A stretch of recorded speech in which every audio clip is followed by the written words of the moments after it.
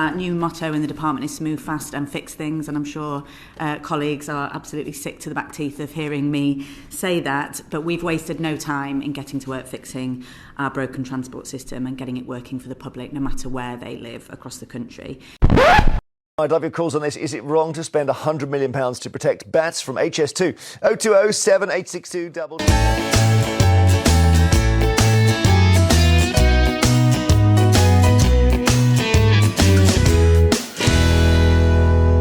Welcome to Calling All Stations, the transport podcast. I'm Christian Walmer, an author and journalist who has covered transport for the past 30 years.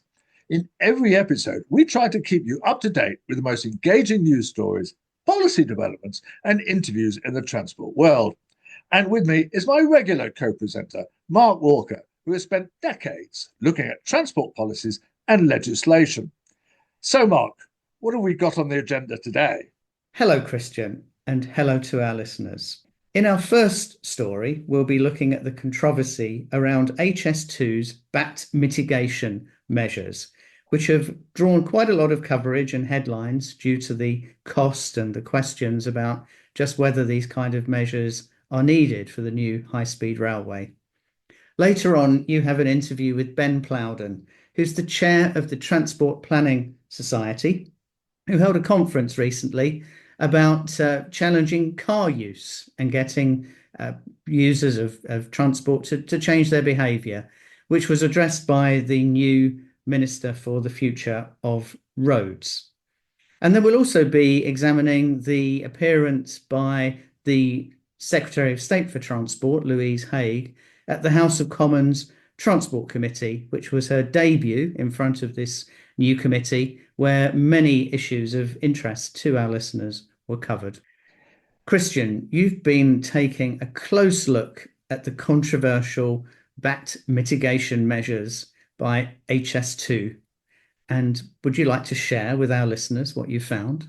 Well, yes, I've spent quite a lot of the past few days looking at this story. And just to remind people how it came about, Sir John Thompson, the chair of HS2 Limited, was giving a speech at the Railway Industry Association conference. And he was wanting to kind of cite how difficult the job of building HS2 Limited was. And he gave the example of this bat shed or bat mitigation structure, which is actually in Buckinghamshire, near where the railway goes over the East-West Rail, which is being built. And he went on to explain how, although they have the parliamentary powers to build the railway, they still required some 8,267 other permissions from various government departments, local authorities, and other organizations to get the line built. And then he went on to cite the example of this bat shed. Now, this is a place called a Sheep House Wood, and there is nearby a copse with some of these bats, which are apparently rare bats, which they needed to sort out some mitigation measures. And he seemed to be saying that he then went to Natural England and they said, well, you have to do something to mitigate them. And then they've had to spend 100 million on building this structure. Now, the theory being, presumably, Christian, that somehow the operation of the railway will be detrimental to the bats living in the wood nearby, that either they'll collide with the trains or there'll be impact of electrified wires or drafts and so on. Yes. Okay. That's the idea. But actually, when it came to it, the story was slightly different. It wasn't that suddenly they came across this wood and found, oh dear, we have to kind of mitigate it and let's go to Natural England. It was actually HS2 Limited's own ecologists back in 2016 which came across these bats and which said, well, we have to do something about it. And then HS2 drew up a list of 17 different ways of mitigating the measure, some of which were prohibitively expensive, like digging a greater embankment or building a tunnel, a fully fledged tunnel over it, or then there were various cheaper ones, like there was something about acoustic kind of deterrence. There was something about a wire mesh that would be much cheaper. But they then decided on this particular structure, which covers 4 tracks rather than 2, because Network Rail wanted to kind of ensure that maybe if there were going to be 4 tracks, because it's near the link with East West Rail at some future date, they didn't want to then have to pull it down. I think that was a mistake, but nevertheless. And so they came up with this bat shed, which is about a kilometre long, and which is built of relatively light material that is then kind of put over the tracks. And according to the documents that I've seen, and confirmed by HS2's press office, the extra cost of this comes to some 115 million pounds, not 100 as was stated, most of which is about having to reinforce the groundworks, to make kind of deeper groundworks where this bat shed will be. And then some of it is then about the structure itself, right? Okay. And the actual total cost will be about 140 million pounds, because 145 million pounds, because that was 2019 figures. So we have to allow for subsequent inflation, and in particular construction inflation, is what you're saying, to get it to might even be more actual costs. Okay. But now what's weird about this story is John Thompson kept on referring to Bedfordshire County Council and saying they'd had trouble with Bedfordshire County Council, who hadn't liked what he called a rather unattractive structure, and that they had complained about it, and they also apparently were worried about some local trees and stuff. But in fact, it wasn't Bedfordshire County Council, it was Buckinghamshire County Council, and their concern was not so much with the structure, it was only really with the trees, which some trees had to be knocked down. But nevertheless, he kind of complained about this and said this also kind of caused trouble and delay and so on. But Natural England then issued an astonishing kind of press release on their blog saying, look, it wasn't us who asked for this, it was HS2 who kind of realized they had to mitigate this against damaging the bats or killing the bats or whatever. And they put up the proposals for this. It wasn't us. And we didn't approve a proposal or not.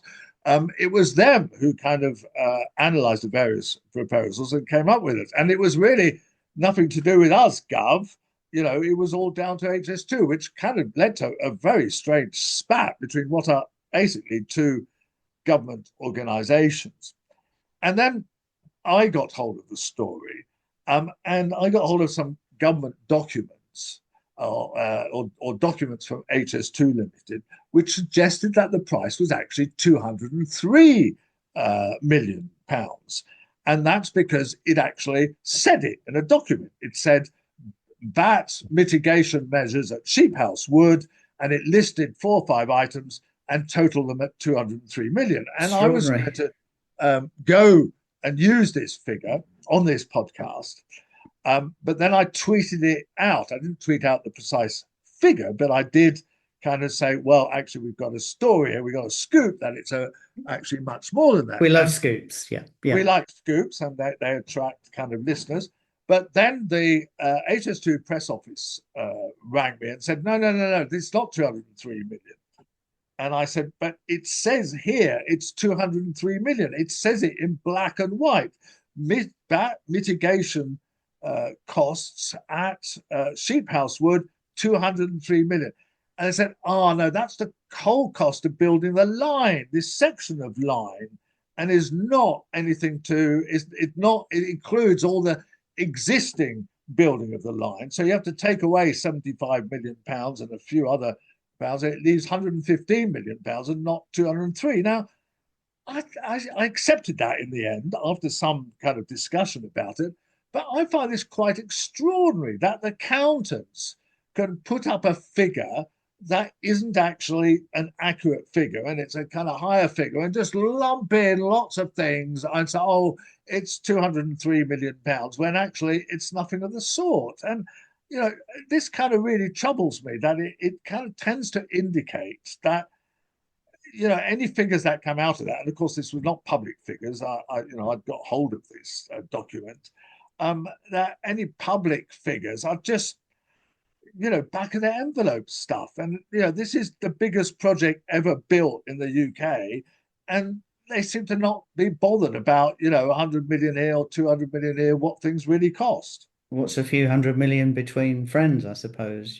Absolutely. I mean, it just shows a kind of, and I think Sir John Thompson's, you know, rather dismissive kind of speech at the Rail Industry Association about having to do this, and it's all a bit of a hassle.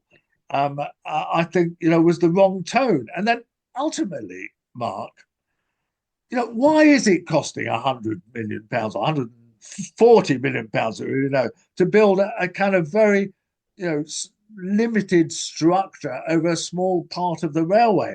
And what is the most ironic piece, and we'll end on this, is that this was once part of the Great Central Railway. This bit is actually part of the Great Central Railway that is being reinstated. So it's an old railway alignment that was historically used. Alignment. So for some 100 years or whatever, however long the Great Central survived, not quite 100 years, but there were steam trains charging through at, you know, maybe not quite as fast as HS2, but probably 75, 80 miles an hour next to this copse. And yet, you know, somehow the bat survived all the steam and hassle and everything that came about. And nobody seems to mention this. I just discovered it by mistake when I looked at Rail Map, which is a wonderful website that kind of gives you all the old railway lines that ever existed in the UK. And so, you know, surely the point I've made in my rail column is there must be better ways of doing this. Surely HS2 should have gone to Natural England at a very early stage and said, look, we've got this problem. They should have gone to ministers and said, we're risk of spending £100 million on this. Can we sort this out in some other way? You know, is there something we can do here that isn't going to cost £100 million? Can we do this in a much cheaper way? All these things, you know, and instead, because they don't have a proper budget, because there is actually, it does not have a budget, HS2. It just spends a certain amount of money and then tells ministers in a year what it is. And I think, so although this story has been well covered kind of in the national press and stuff, I think, you know, we've added a bit to it here. And I think that it begs questions about the general wider aspects of the scheme, and the fact that, you know, money just seems to be no problem for it. Christian attended a conference a few days ago held by the Transport Planning Society on reducing car use, which was being addressed by the new Minister for the Future of Roads, Lillian Greenwood, MP. Afterwards, Christian caught up with the chair of the Transport Planning Society, Ben Plowden. I've just been at the Transport Planning Society conference, which looked at the issue of how do you reduce car use across Britain. And I'm with Ben Plowden, who's the chair of the Transport Planning Society, to find out what he thinks of the speeches, which included one from Lillian Greenwood, the Minister for the Future of Roads. So Ben, how do you think it went? So I think we've had a really interesting afternoon and evening. We had some fantastic presentations from a whole variety of speakers from different backgrounds, including an official from the Scottish Government who, as you know, have set a target to reduce car use by 2030. Which they haven't met yet. Yes. She admitted, and they're thinking about whether that's a sensible target and what's getting in the way of achieving that goal. I was very interested in what the Minister had to say because in terms of what I would call the framing of the issue around car use, my sense is that she used sort of language and ideas that I haven't often heard coming from a DfT minister. For example, that transport is a means to an end. It's how we get access to jobs, leisure, education, friends and family. It's a system that you have to think about as a system. We need to work back, and this was particularly interesting, from the kind of places in society that we want in terms of society, the economy, carbon, and then work back from there and say, okay, what kind of transport system do we need to give us that kind of society? But she also mentioned health, which is something that I think Labour's been very good on. Absolutely, and I think that the government's sort of missions-led approach, where they're looking across government departments and different policy areas, saying what's the relationship, as you say, between transport investment, health improvements, access to work, levelling up between and across communities, to use that old-fashioned phrase. Again, I think that as a transport planning society, we've said for many, many years that you have to see transport as a means of achieving access to opportunities, goods and services, and then work out the most sustainable way of providing that transport, whether you're in a city centre or in the uplands of Northumberland. And we sort of heard that message, I think, from Lillian Greenwood today. And as I say, that's not an approach to the transport agenda, all roads specifically, that I've heard often before from government ministers. Okay, so there was a lot of discussion about reducing car use, and most of the audience was in favour of reducing car use. Not quite everybody, but there is a sense that people who in the know about transport have been saying this for years. Yes, and actually my one takeaway, Christian, from today is the critical importance of thinking about, again to use this phrase, how you frame that intention. Because if you say, as Steve Gooding from the RSE Foundation said, I think with real sort of precision, if you frame the goal in terms of reducing something, which most people who aren't transport planning professionals don't think of as a bad thing, you're either they're not going to hear what you're saying, or they're going to reject what you're saying. So framing the intention, which is to have a decarbonised, equitable, accessible transport system that gives you access to what you need access to, is really important, so that you frame it in terms of the benefits you'd get from that kind of system, what it would allow you to continue doing, rather than saying, we as transport professionals want you to do less of this thing that you don't think is a bad thing. So, and I was talking about this to colleagues afterwards, that thinking about how we as transport planning professionals communicate literally what we think needs to happen, so that it resonates with people who aren't transport planning professionals, who own a car or would like to own a car and or use a car regularly just to meet their daily needs. I think it's really fundamental, because otherwise we're just talking to ourselves, and in the end that's not going to be enough. But interestingly enough, you gave an award to a woman, Lindsay Anderson, who's been working for you for years. Yeah. And in her little speech afterwards, she said, well, I've been round the houses so many times and I can't face it again. And there is some truth to that, haven't we know what the messages are, and yet, time and time again, and the budget somewhat showed this, the government does not kind of meet those objectives. Yes, and I would also say, I sort of recognise Linda's experience in that regard, but when I think about, so many years ago I was the chief executive of a very small charity originally called the Pedestrians Association, then became Living Streets. I knew you then. Yes, and if I think about how walking, for example, was treated in the policy debate and in terms of investment, and how it's treated now, and the sorts of investment that are going in both through city regions and through sustainable city region transport settlement and through Active Travel England, which is obviously not enough, but it's a lot more than it used to be. The situation is completely and utterly different. So I think it's really important to keep an eye on how far we still have to go in this respect. But we also have to look back and say, actually, the situation is genuinely different than it was when I first got into this debate 25 years ago or more.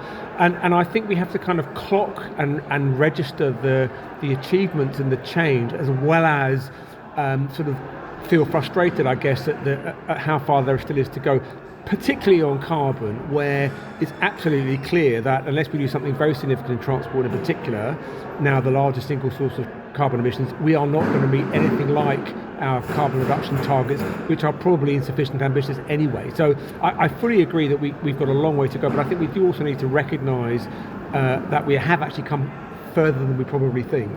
I think one of the things that came out of the conference was that we need political leadership. Yes. And that, it has been lacking. I mean, do you see that as changing? I mean, I agree that, things are different from 20 years ago, but they're still not there. Well, I think there's a fundamental question about where you need to see that leadership materialising. I think that the drive for devolution is a fundamental part of the process by which we will get in the right direction. So if you look at what the city mayors are saying in particular about the kind of transport system they want to support their broader social and economic and environmental goals, they're all saying roughly the same thing. We want much better buses, we want control over local rail services, we want far more spending and space allocated to active travel, we need to connect transport to the other agendas that we're trying to pursue.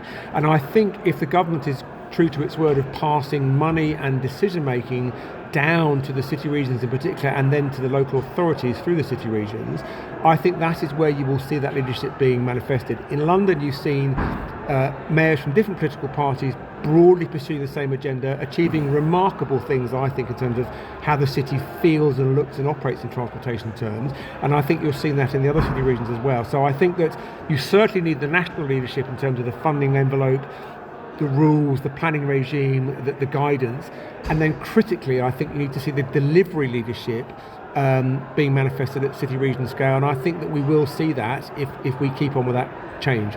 Well, I mean, yes, I can take that I agree with that, but what happens if the city regions get under the sort of political control? That might happen. Say, Reform UK suddenly kind of takes over city regions.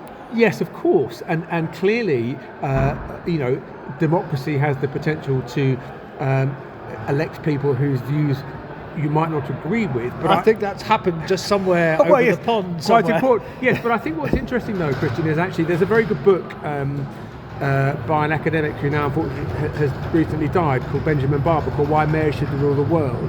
And Benjamin Barber's hypothesis is actually if you allow mayors to make important decisions about how their regions work, it's much more difficult to be ideologically driven, because in the end, if the city doesn't work, as was the case in London before the creation of the GLA and the Mayor of London and TfL, lots of people will say, well, we can't afford this kind of ideological posturing because the bins aren't empty, the buses don't work, the streets are filthy, there's too much crime, there's too much graffiti, all those sorts of things which tell you whether the city's working or not. So I think that one of the benefits of decision making at the city region scale is that the politicians are much closer, both literally and politically, to the electorates that they serve. And if they're doing a bad job in terms of the basic quality of life for the citizens, they tend to lose office. So that it's always possible that people with very different views to that will end up in power. I think it's less difficult to be that kind of ideologically driven, I think, at a city region scale than it might be nationally. Okay, well, thank you, Ben. So, just as a last note, you're optimistic about the next 4 or 5 years? Well, I think at this point in the political cycle, I think that certainly the policy glass is half full rather than half empty. There were some mixed messages in the budget for sure around, for example, the cost of driving versus the cost of public transport, to name but one example. But I think at this point in the political cycle, I think I want to assume that the direction is the right direction. The challenge for those of us outside government is to make sure that we kind of hold the new government to account for doing the things it says it wants to do in terms of transforming how society works, how we move around, how we get access to the things we need to get access to. Well, thank you, Ben. That's an excellent interview. Thank you very much. So, Christian, what were your main takeaways from the discussion with Ben Plowden? Well, I don't want to be cynical. I think, look, we've got a new government and they're looking at this, and I think they're taking this very seriously. But, there is a bit of the déjà vu, seen it already kind of thing. And that was, as I mentioned in the interview, that was mentioned by some of the speakers, that, transport planners generally know the solutions but it's up to government to implement them. And sometimes these decisions about supporting sustainable travel and reducing car use can be unpopular. And so there's a reluctance by politicians to actually make those decisions. But you've been listening to Transport Secretary Louise Haigh, who has, amongst other things, been talking about some of these issues in a lengthy interview at the Transport Select Committee. Yes, we're starting to get into a kind of business as usual phase of the new Parliament and the new government. So on Wednesday, the 13th of November, the newly constituted House of Commons Transport Committee interviewed the Secretary of State for Transport, the Right Honourable Louise Haigh MP, and her two permanent secretaries from the Department for Transport on the work of the DFT in a wide-ranging conversation about a whole lot of issues across the transport modes, and trying to sort of understand what the government's programme for transport over the coming years will be. Now, it was very interesting to see this sort of debut by all of the people involved, in fact, because we have a new chair of the Transport Select Committee, Ruth Cadbury, who's a Labour MP from Hounslow in West London, with a long time interest in transport and somebody who served on the Transport Committee in the previous Parliament. But then a whole lot of newly elected MPs representing the rest of the House of Commons. And interestingly, they're appointed to the committee in proportion to the representation of the parties in the main chamber of the House of Commons, which means that there's a significant Labour majority on the House of Commons Transport Committee, as there is on all the other parliamentary select committees.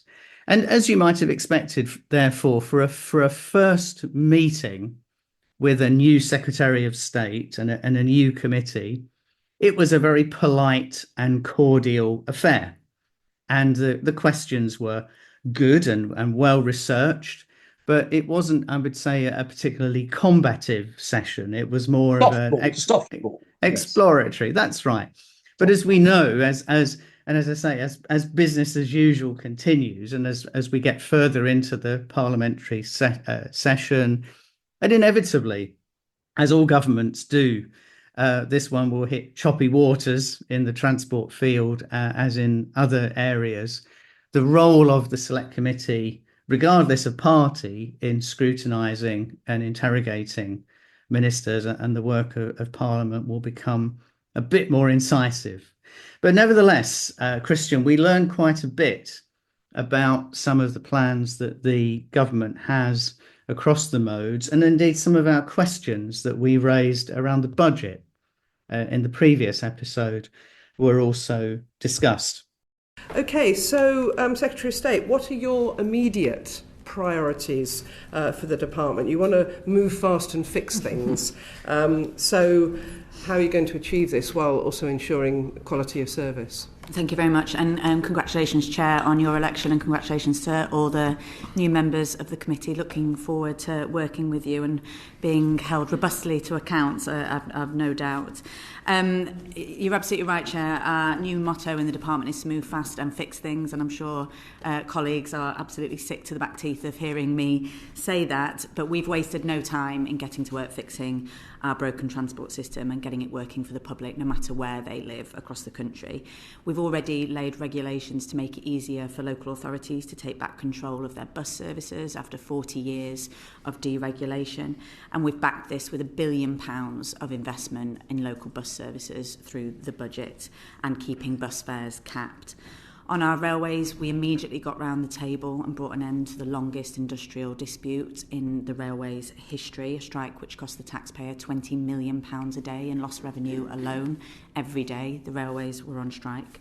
And we're sorting out a number of long-standing, very localised disputes across the country, which are already starting to bear fruit, particularly on LNER and TransPennine Express, where we've seen improvements in services and a reduction in cancellations, and we'll start to see improvements in Northern thanks to the facilitation of a recent rest day working agreement. We've also fired the starting gun on reform, and the public ownership bill is merrily making its way through the House of Lords. We hope to achieve royal assent on that soon. And Shadow GBR, Shadow Great British Railways, is leading the transformation on reform, delivering integration whilst we wait for legislation to be achieved. Christian, you've had a look at this as well, and you noted in particular some of the comments on sustainability. Yes, I mean, there was disappointment amongst the sustainable travel lobby that there was not a huge amount in the budget for them. That they restored some cuts for Active Travel England, and it's now going to get 100 million. But there had been hopes that, given that the Labour government has been making noises about this, about how important active travel is, and how getting people to walk and cycle and use public transport means a reduction, for example, in the health budget, because it's a more healthier thing to do, and therefore fewer people will get heart attacks or become obese or whatever. So there was some disappointment, but Louise Haigh actually said that when the spending review happens next year, she's hoping for some good news in that respect. And indeed, that would fit one of the, or a couple of the kind of missions that the Labour government has about, which are essentially about, helping the health service and making people's environment kind of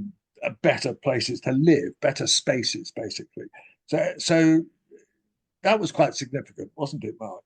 Yes, that's right. And I think as well on the kind of some of the more general issues we discussed in the last episode, the fact that one of the biggest ways that behaviour might have been affected in transport choices would have been to restore the cuts in fuel duty, so that the cost of motoring effectively would rise and encourage use of public and active travel. And this question was addressed directly in the committee. And as we suspected, essentially, the fuel duty was left at its present levels because of the position on the cost of living, and the fact that this would have been seen as inflationary and inflicting another burden on, in inverted commas, working people, which is part of the mantra of the government of no tax increases directly anyway onto working people.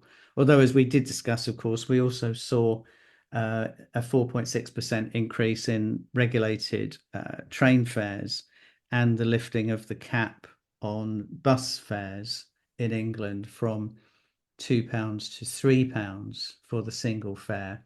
Yes, at the Transport Society conference, it was notable that Lillian Greenwood, who's the new Minister for Future for Roads, as we mentioned, did say, well, we retained the bus cap. But I think a 50% increase in it is not quite retaining it, but kind of, there obviously was some sort of battle over that. There was some pressure from the Treasury to abandon it, but it seems such a cheap measure to make a lot of people kind of quite happy that I can't understand why it was even increased, let alone.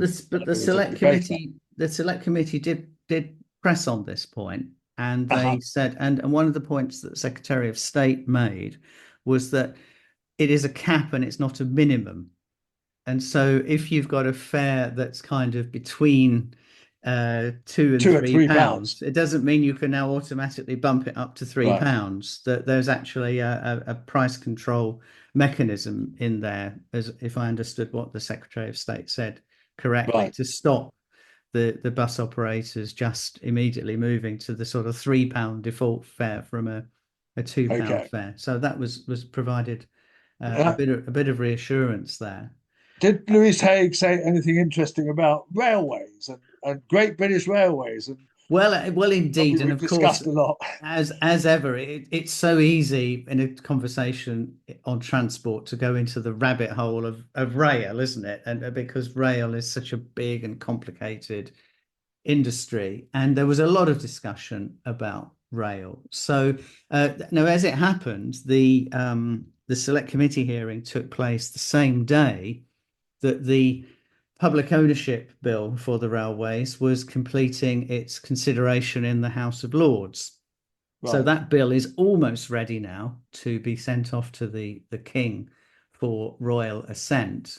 And the Secretary of State did say at the Select Committee that once royal assent has been secured, the government will then be spelling out the order in which it will be returning the franchises to public ownership. And this has been a subject of quite a lot of debate and controversy about whether the order should be in a kind of contractual order, or whether it should be in an order of kind of poor performance, with those that are considered the worst performers being kind of punished by being brought back into public ownership sooner. So that was an interesting That's a bit of fascinating insight, revelation. Yeah, actually, yeah. Mark, because yes, I mean it's quite problematic, isn't it? That who you're going to take over in what order and how long it's going to take. I don't envy the people trying to draw that up because there's a lot of considerations there. I mean, There are, and they've got to try and resource the new organisation, the directly operated railways business, which is now part of Shadow Great British Railways. So how all of that will be resourced and organised was also something that the select committee considered. There was a discussion around the wider reform of the rail industry. the second act, which is the Second, second yes, bill. the second bill. And we're told that there will be a consultation on this very shortly. And indeed, we were also told that Lord Hendy, the rail minister, will be appearing at the House of Commons Transport Committee himself within the next couple of weeks. So we'll be finding out more sort of directly from him on what the process for reform is going to be.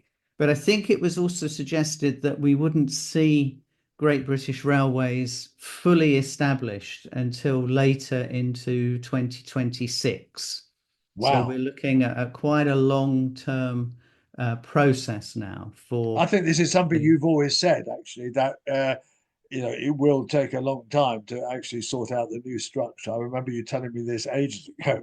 Yeah, and in fact, the committee asked the Secretary of State, to what extent the new government is picking up the work of the old government, uh, because it had its own reform process, as we will recall, as loyal listeners will recall from earlier episodes, which was never fully implemented. And the Secretary of State, diplomatically said that they will be drawing on the lessons and experience that was gathered from that process. But it does seem pretty clear that the new government has a different view of the structure, the power relationships, and crucially the culture that will exist within the new GBR organisation. And it seems that the chair of Shadow Great British Railways has been tasked with looking at cultural change as much as anything else in creating a new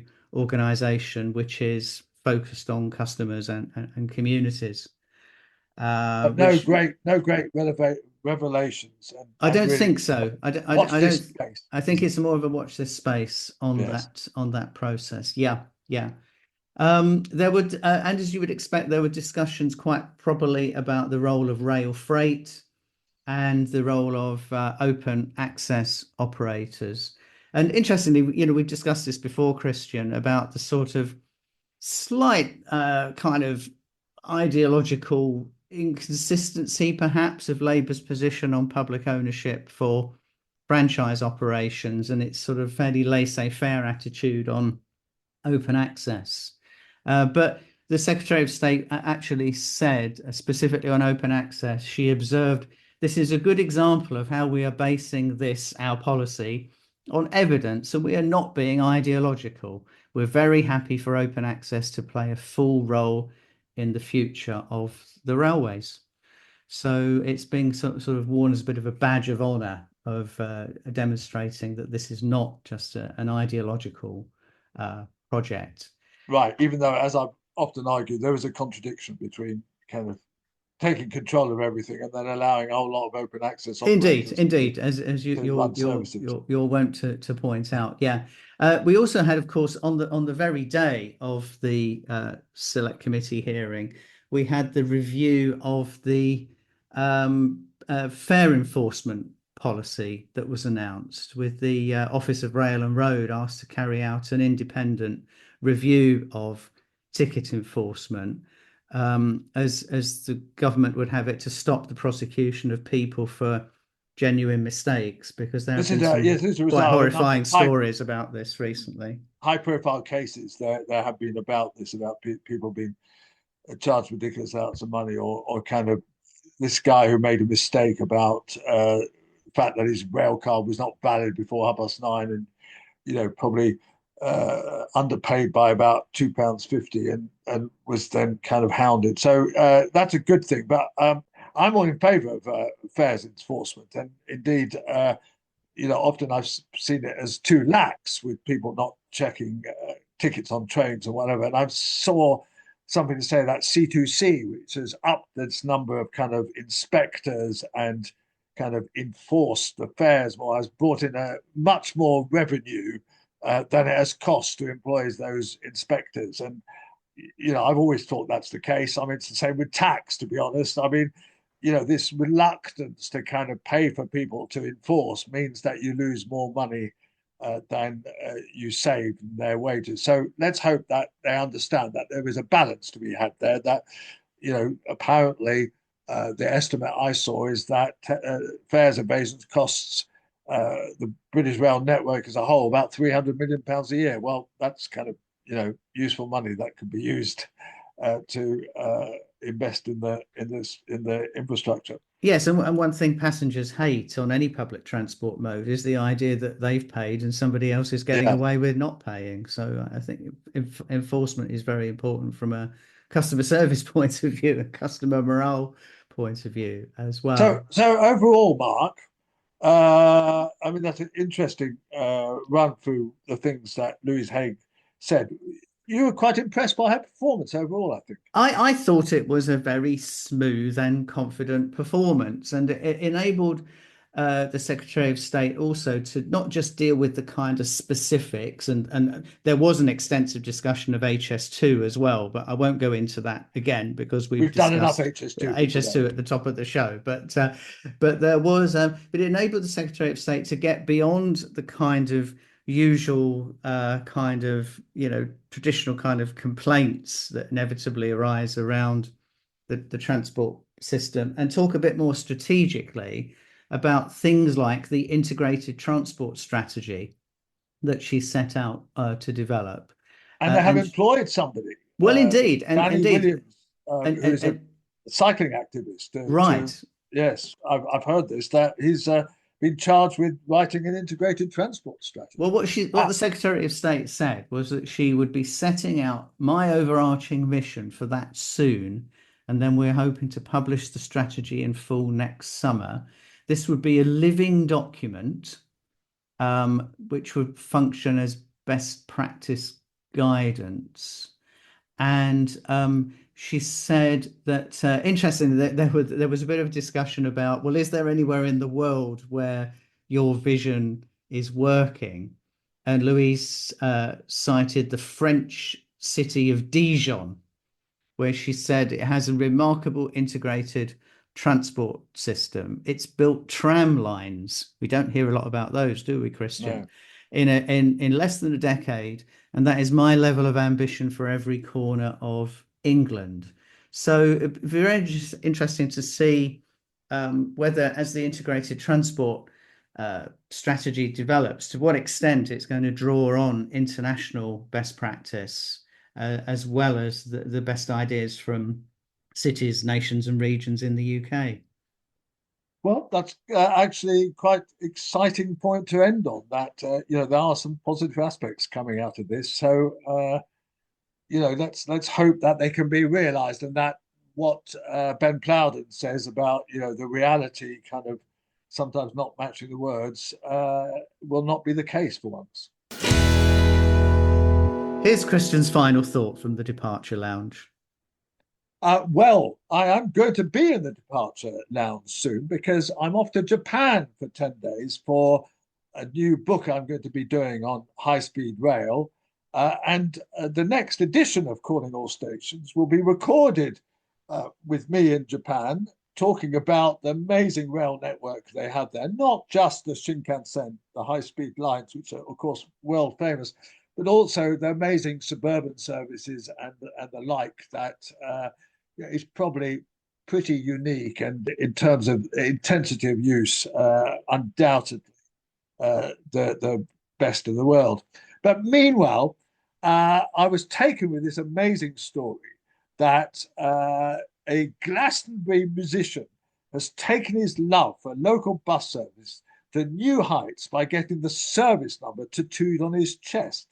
This is a guy called Charlie Chamberlain, who's a DJ locally, and he so loves the 376 first bus service that runs between Bristol and Glastonbury that he's actually had tattooed on his chest the number 376 and a little picture, a little tattoo of a bus, which he's pictured kind of holding his T-shirt up to show his 376 number on his chest.